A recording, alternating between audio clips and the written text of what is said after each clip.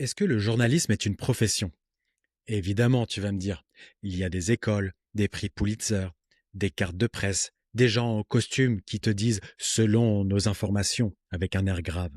Sauf qu'en 93, il y a une chercheuse qui a publié un article qui dit en substance que tout ça, c'est du pipeau, c'est du théâtre, que le journalisme n'est pas une profession, que c'est un club de narrateurs qui se racontent des histoires entre eux pour justifier leur existence, et que le costume, le vocabulaire, le sérieux, c'est le décor de la pièce, pas la pièce elle-même.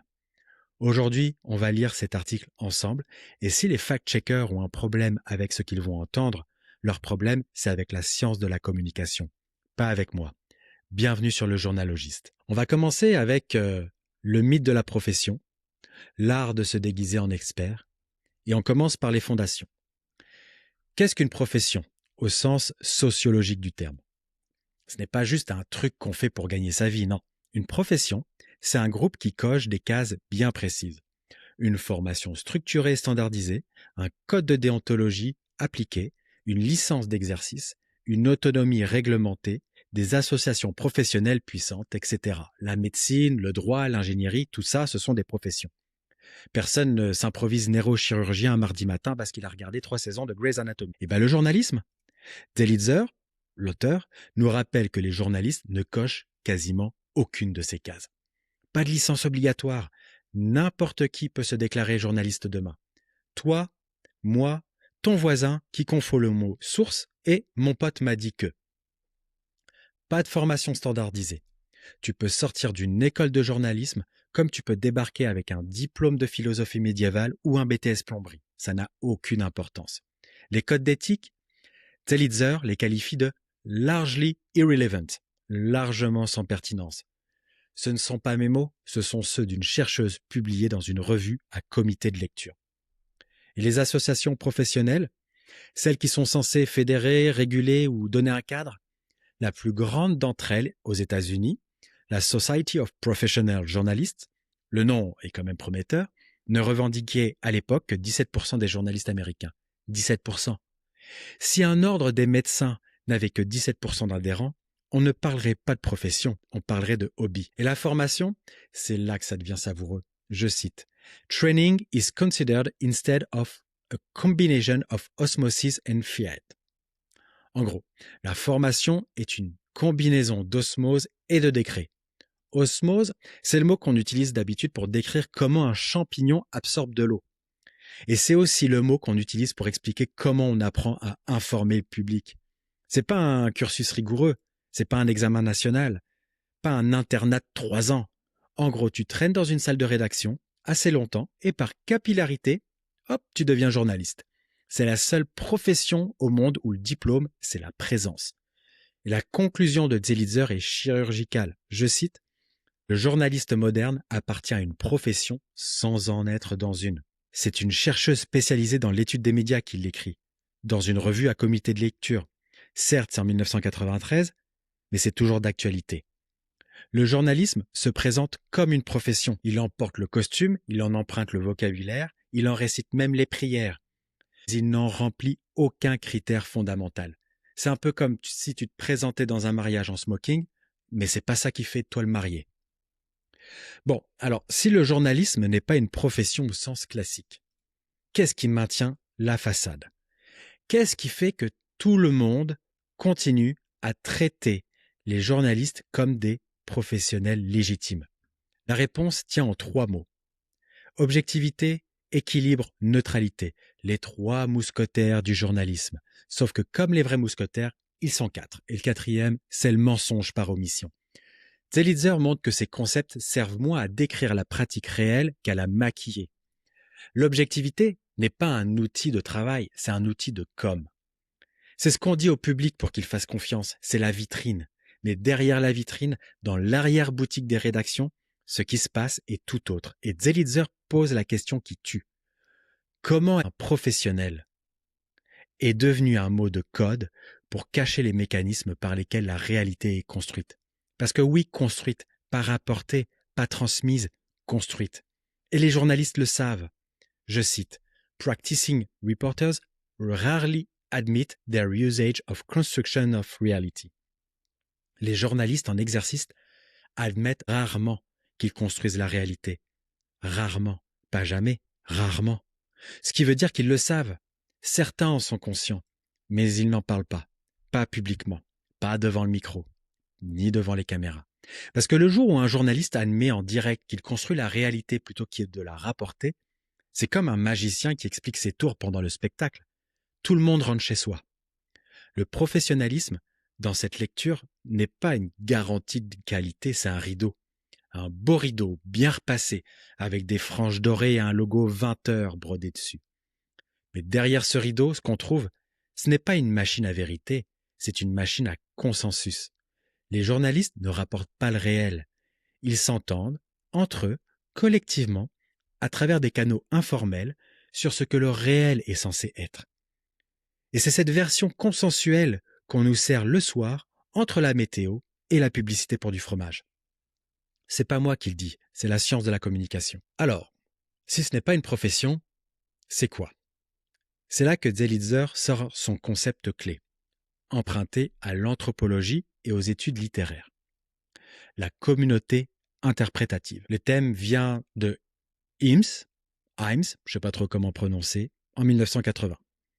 C'est un groupe uni, non pas par des diplômes, des licences ou des codes formels, mais par des interprétations partagées de la réalité, des récits communs, des histoires qu'on se raconte entre soi pour donner du sens à ce qu'on fait, et accessoirement pour justifier pourquoi on le fait.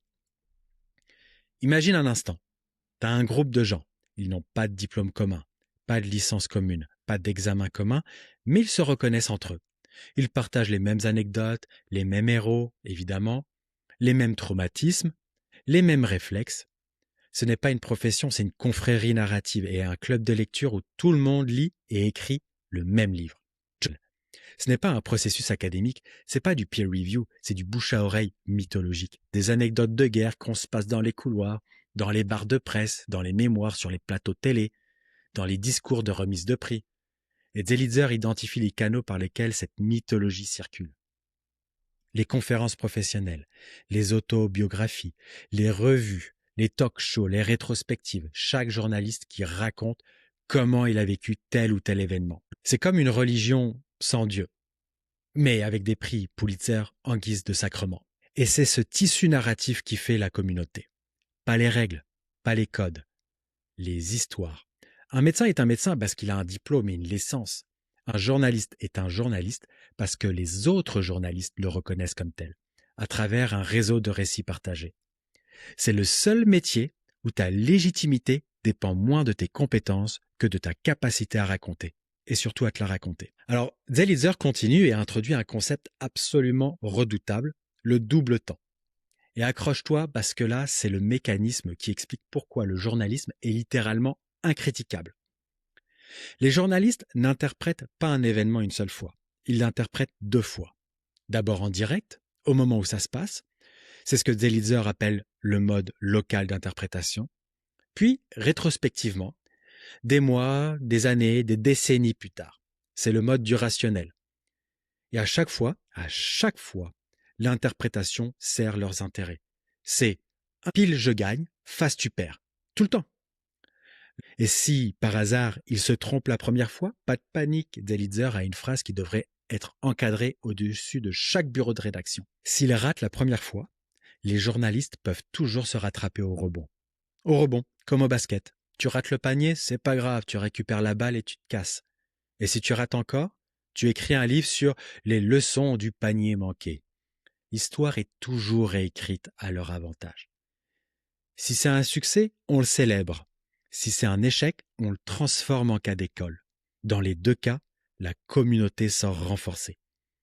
C'est un système immunitaire narratif. Rien ne peut le tuer. Même les échecs deviennent du matériel narratif, du contenu pour renforcer leur communauté. L'échec n'existe pas dans cette communauté. Il est juste recyclé en leçon. Ce n'est pas moi qui le dis, c'est Zelizer. On arrive au cœur du réacteur. La question que personne ne pose. Pourquoi est-ce qu'on continue à appeler le journalisme une profession alors qu'il n'en est manifestement pas une? Pourquoi est-ce que ce cadre persiste, malgré toutes les preuves du contraire? Parce que le cadre professionnel est lui-même un outil de pouvoir. Ce n'est pas une description neutre, c'est une stratégie. Dire « nous sommes des professionnels » permet aux journalistes de revendiquer une autorité, une légitimité, un statut. Ça leur donne le droit de dire au public « faites-nous confiance, nous savons ce que nous faisons, nous avons des standards ». C'est comme au restaurant qui affiche « cuisine gastronomique » sur la devanture. Ça ne veut pas dire que le chef a une étoile, ça veut dire qu'il a un bon graphiste. Et Delitzer pose le diagnostic final. C'est la profession comme cadre dominant qui fait que ça y ressemble. Le journalisme ressemble à une profession parce qu'on le regarde à travers le cadre de la profession, pas parce qu'il en est une. Et c'est un tour de passe-passe conceptuel, un trompe-l'œil intellectuel. T'enlèves le cadre, et ce que tu vois, c'est autre chose. Une communauté narrative, un groupe qui se légitime par ses propres histoires, qui définit ses propres règles. C'est l'auto-certification élevée au rang de système. Et Zelitzer insiste, ça ne veut pas dire que le journalisme est inutile.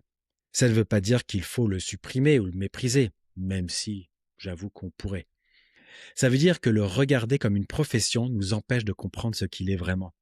C'est comme essayer de comprendre une religion en la regardant uniquement avec les outils de l'audit comptable. Tu passes à côté de l'essentiel. Ce qu'il est vraiment, le journalisme, c'est un groupe humain qui fonctionne exactement comme toute communauté interprétative. Par le récit, le mythe fondateur, la circulation informelle d'histoire, la réinterprétation permanente de son propre passé. C'est comme ça qu'il se maintient, c'est comme ça qu'il se reproduit, c'est comme ça qu'il survit aux crises. Tu veux comprendre pourquoi les médias fonctionnent comme ils fonctionnent? Arrête de chercher les règles, arrête de chercher les codes d'éthique et les chartes de déontologie que personne ne lit. Cherche les histoires qu'ils se racontent, cherche les héros qu'ils vénèrent, cherche les échecs qu'ils ont transformés en leçons. C'est là que le vrai pouvoir se cache, pas dans les statuts, dans leur récit. Alors, tout ce que vous avez entendu aujourd'hui repose sur un article peer-reviewed, publié dans le magazine Critical Studies in Mass Communication, une des revues de référence en sciences de la communication. Moi, au moins, je cite mes sources.